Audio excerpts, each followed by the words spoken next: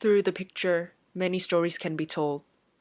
The flustering moments, exciting moments, and sad moments are empathized through one single picture. This picture is about a memory when we were living on a planet where there were no worries about climate change.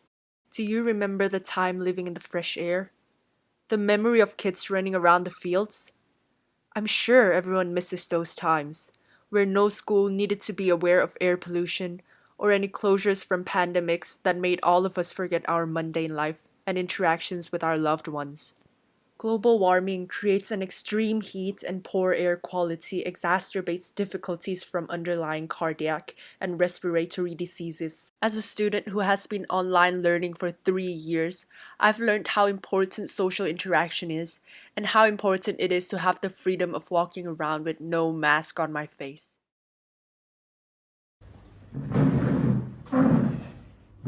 Okay.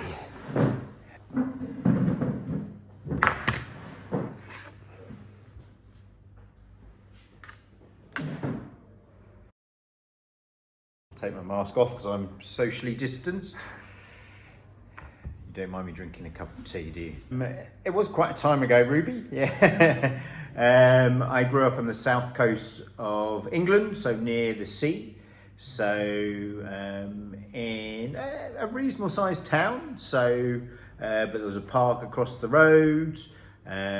We used to walk down to the beach regularly. Yeah, it was a nice environment. We always had a car, small roads, but yeah, to be honest, I don't feel is that much different now, in fact. So if you go back to my kind of hometown, it doesn't seem to have changed that much, really. There's still the park there, there's still the trees, there's still the beach, but the number of cars hasn't really changed, I don't think. So when I was younger, around the estate that I lived, there was some greenery outside. There was a little bit of greenery. At the back there was a field area, there was a sports field, and beyond there was some farming land, and beyond there was a big coke works, so kind of like a big factory. And I think when I was around about maybe 7 or 8 years old, that was knocked down, and then that was converted into a sort of green sort of area. In general, I think most of the area where I live, there's slowly been more and more development around the town, so probably a bit less greenery over time. Well, being from Bhutan, which is known to be a carbon negative country, we've always had an ample amount of trees. I remember going home from school and always seeing many trees cross by. However, I do feel that because of the increasing amount in the population, the number of trees are dwindling these days, and and along with this, the number of cars that have also increased, and the traffic is very bad, especially during the mornings now. Ooh, that's a good question. I try to ensure it changes my life as little as possible. Obviously, I have to, I was living in Singapore when it started, and now in Thailand, abide by the regulations from the government. So when there was a lockdown, etc., etc. But I very much agree with the fact that governments are now working towards it being endemic. I know there's an argument about when it will and won't be. So with that, you have to live as you live with other diseases and mitigate risk as best as you possibly can. So in Thailand, yes, we're still wearing masks. I think that's a very good idea because that mitigates risks. But it doesn't mean I shouldn't go to restaurants and live my life. So, and hopefully over this coming year, it should impact less and less. I've been able to travel a lot less. Obviously, me and my family live away from the country that we're from, where the rest of my extended family is. And I think the biggest difference is that it's just been so much more difficult to see family and so much more difficult for them to get here. I think that's the biggest difference I've experienced. Well, due to COVID, my life has changed both significantly and insignificantly. Before going to school and learning was the only way, and talking with your friends face to face was always possible. But now when COVID cases are quite rampant, the only time we can actually have conversations is through the internet.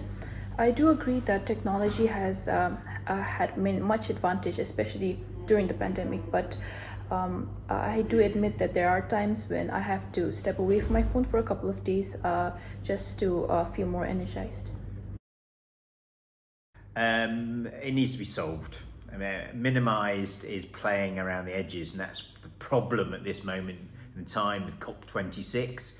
The governments play around. I'm going to, not use coal in my power stations in 50 years' time. They're just putting things out further. It needs to be solved, and we have the means and the technologies and know how to solve these things. It just requires governments and people in power to make those decisions to change the systems that are placed around us so that it can be solved and as quickly as possible.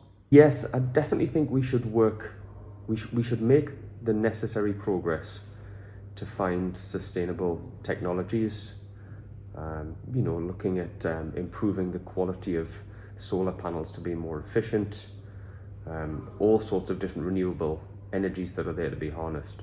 I would argue that if we consider climate change and its progress over the past, 150 years, I would also say our lives have improved significantly over the past 150 years. That's perhaps maybe more true in wealthier countries where we've had more opportunity to take advantage of fossil fuel technologies. And so yes, I do think we should tackle this potentially big problem. I think we've also got to be mindful that if we just suddenly do everything we can to halt climate change, that also means halting the progress of poorer countries. So I think it's possible that the more wealthy countries have got a little more responsibility to tackle the problem, but I don't think that can be at the expense of halting human progress. Because of course in poorer countries, we're not talking about people having nicer devices and fancy iPhones. We're talking about the quality of healthcare, the number of children that survive from childhood diseases, that kind of thing. And so I think there's a certain balance to be struck. That yes, I would like climate change to be tackled, but I also think we've got to be mindful of the progress that our societies should be able to make as well. Yes, I do feel that climate change should be solved. However, with the increasing amount of the population, the number of cars that will be used, the industries, the products used by the people, it will all keep increasing as well. Therefore, I feel that although it may not be possible to eliminate the climate change as a whole, it is still possible to minimize it. If every single one of us puts in a little bit of effort, the benefits that shall be reaped will be much greater than the individual efforts that we all put in.